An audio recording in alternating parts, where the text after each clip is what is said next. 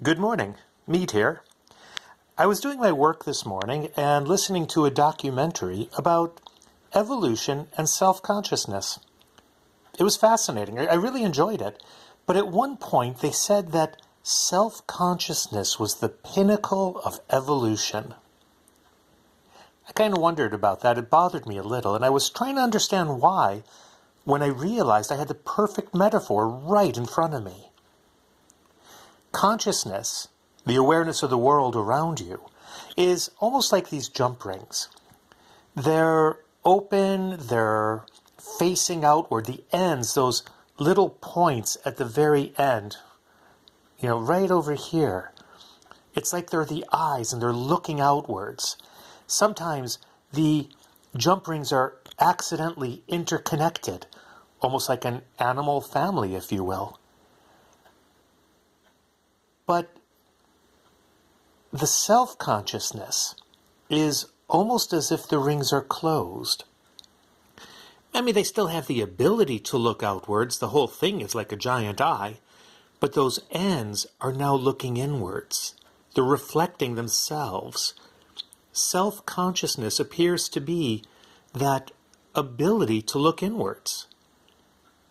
And this is what they were regarding as the pinnacle of evolution. And I kind of wondered about that because these rings on their own, they don't really do much.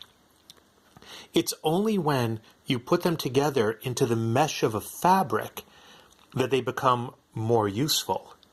And this to me is like a civilization where it's not just self-awareness, it's not just the awareness of oneself, it's the awareness of those around you, those connections that you have to those people at your side. That, to me, is what makes up a society, a civilization.